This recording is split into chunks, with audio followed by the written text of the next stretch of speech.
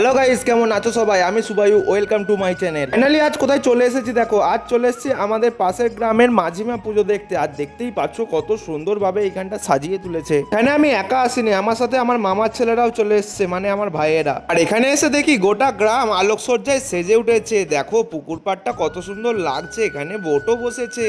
তোমরা এই চ্যানেলে যদি নতুন হয়ে থাকো, ইউটিউব থেকে দেখে থাকলে সাবস্ক্রাইব করে দিও, আর ফেসবুক থেকে দেখে থাকলে ফলো করে দিও। তোমাদের একটা সাবস্ক্রাইব আর ফলো আমাকে মোটিভেট জায়গায় ভিডিও বানাতে।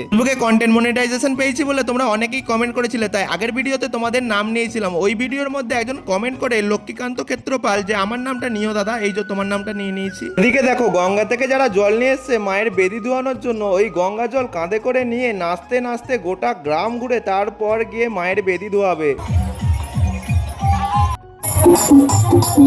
এদিকে দেখো রাত্রিবেলা মাকে নাচিয়ে নাচিয়ে নিয়ে যেন হচ্ছে মায়ের নিজের বেদিতে। এই সময় গ্রামবাসী একটি বছরের অপেক্ষায় আছে মায়ের ফিরে আসার। তারপর রাতে বাড়ি ফিরে পড়েছিলাম, তারপর আবারও সকালবেলা চলে যাই মায়ের পুজো দেখতে। সে দেখি বলির পর্ব শেষ হয়ে মায়ের হোম আরতি শুরু হয়েছে। এই সময় গ্রামবাসী ভক্তি ভরে মায়ের হোম আরতি দেখছে, তারই সাথে আমরাও দেখছি। তারপর আমার মেয়ে বলে, বাবা আজকে ভিডিও আমি বানাবো। ওর ক্যামেরার প্রতি ভালোবাসা দেখে আমি মুগ্ধ হলাম। তারপর ঘুরতে ঘুরতে চলে আসি মেলার দিকে। আর মেলায় এসে আমার মেয়ে বলে, বাবা একটা কিছু কিনে দাও না। তাই ও দেখো অনেক কিছু দেখছে মেলায় কি কিনবে। অনেক ঘোরাঘুরি আর দেখার পর দেখো ওর একটা জিনিস পছন্দ হয়েছে। এতক্ষণ যে কথা বলছিলাম ক্যামেরার প্রতি ভালোবাসা, ওর ক্যামেরা পছন্দ হয়েছে। তারপর ওকে ক্যামেরাটা কিনে দিতেই প্রথমেই ও আমার ছবি তোলে। দেখো কেমন ভাবে তুলছে ও আমার ছবি।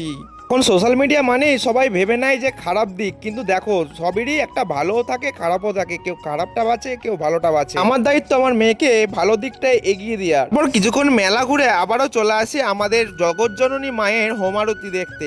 জগৎজননী মায়ের হোম আরতি দেখার পর আমরা ফাইনালি চলে আসি আইসক্রিম খেতে। আইসক্রিম খেতে এসে মেয়ে বলে কুলফি খাবো। এখানে তো আর কুলফি নেই, ওই বার কেটেই কুলফি তৈরি করছে, তাই মেয়েকে একটা কিনে দিই। আর ওর আইসক্রিম খাওয়ার স্টাইল দেখে আমারও লোভ লেগে যায়, আমিও তাই আর একটা নিয়ে নিই কুলফি। তো গাইস এই কুলফির ভেতরে একটা পোকা ছিল, সেই পোকাটাও আমি খেয়ে ফেলেছি।